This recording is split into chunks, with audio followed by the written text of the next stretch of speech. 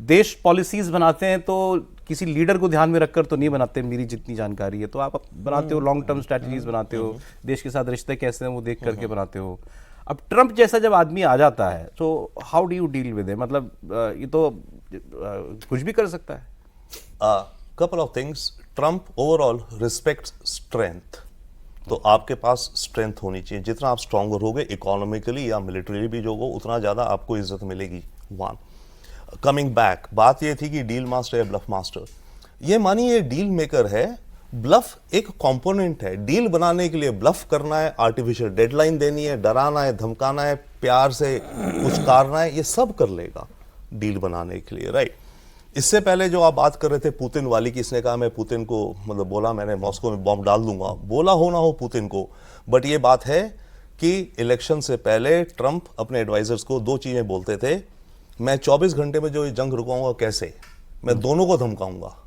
Putin को बोलूंगा तू रोक, नहीं तो मैं तुझे बम मारता हूं, जेलेंस्की को इतना दूंगा कि तेरा देश बर्बाद हो जाएगा, और जेलेंस्की को बोलूंगा तू जंग रोक, नहीं तो मैं तेरे को पैसे देने बंद कर रहा हूं, आर्म्स बंद कर रहा हूं, यूरोप को भी बोलूंगा तुझे नहीं देगा।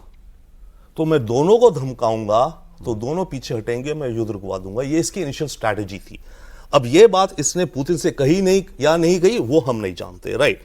Now coming to the point of India, हमारा जो इस ट्रेड में है, देखिए ये जो ट्रेड डील कर रहे हैं टैरिफ्स को लेकर के, टैरिफ वर्ड ज्यादा यूज हो रहा है, पर मेरे ख्याल से एक शब्द इक्वली ज्यादा यूज होना चाहिए, आपने जिक्र करा, नॉन टैरिफ बैरियर्स, यानी कि भारत की या किसी भी देश की कौन सी मार्केट खोली जाए।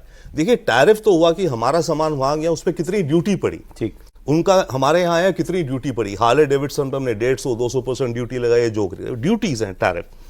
जो नॉन टैरिफ शब्द है उसका मतलब है कि कई सेक्टर हैं भारत में जिसमें किसी भी देश से इंपोर्ट अलाउड नहीं करते, जैसे कि एग्रीकल्चर में, जैसे कि डेयरी में, जैसे कि इंश्योरेंस में, हम कितनी फॉरेन इन्वेस्टमेंट आ सकती है इन सेक्टर्स में, मेडिकल डिवाइसेस में।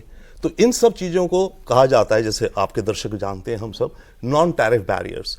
इनका फोकस ये है, केवल यही नहीं कि इंपोर्ट ड्यूटीज से पैसा अपने देश में कमाना, दूसरे देशों को, भारत को, वियतनाम ने बोला था अमेरिका को, वियतनाम में इन्होंने 40% लगाई थी, वियतनाम ने बोला सर हम 0 कर देते हैं। तो इसका एडवाइजर पीट नवारो, जो कि सारी इस पॉलिसी का आर्किटेक्ट है, उसने कहा तुम 0 कर दो हमें मतलब नहीं है, हम चाहते हैं तुम अपनी मार्केट्स को खोलो। तो वो प्रेशर हम पे भी आएगा। अब उसको देखते हैं हम कैसे मैनेज कर रहे हैं ओवरऑल। और जहां तक मेरे जितना बड़ा सर, हमारा एग्रीकल्चर और डेयरी तो नो गोज है ना, कि हम हमारा नो है, अभी तक नो है और हम नहीं करेंगे। पर देखिए सेम एग्जांपल फेस कर रहा है जापान को लेकर ट्रंप कंप्लेन कर रहा है और 25% लगाई है, कह रहे कि जापानी अपने राइस के लिए मेरी मार्केट नहीं खोल रहे, इसलिए मैं 25% लगा रहा हूं। याद है कल ही इसने कहा, साउथ कोरिया के ऊपर भी, साउथ कोरिया पे भी लगा रहा है 25।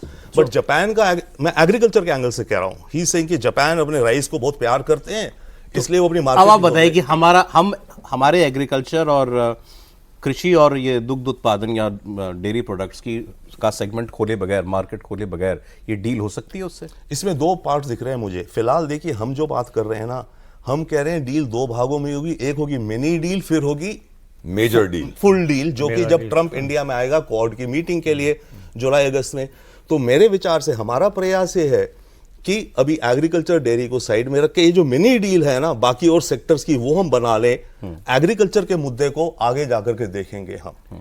आई थिंक अभी फिलहाल मुझे ये अपनी स्ट्रैटेजी दिखती है। ये बिल्कुल सही कह रहे हैं रविंद्र सचदेव साहब। हमारे हमेशा से शुरू से ये चाणक्य नीति ये रही है, जो कंटेंशियस इश्यूज हैं उनको आप थोड़ा बैक बर्नर पे, लॉकर में डाल दीजिएगा, और जिस पे अग्रीमेंट आसानी से हो सकता है एटमॉस्फेयर बनाने के लिए, वो आप करिएगा। अभी आपने जिक्र किया पुतिन को उसने धमकी दी है कि नहीं, तो मैं थोड़ा सा ट्रंप की तरह एक्टिंग करना चाहता हूँ। हाँ जी, पुतिन साहब धमकी दी थी कि नहीं, मैं मोबाइल पे बात कर रहा हूँ उसके साथ जैसे ट्रंप साहब हमेशा कहते हैं मैंने फोन उठा के इसको धमकी दी, उसको धमकी दी, एटसेट्रा।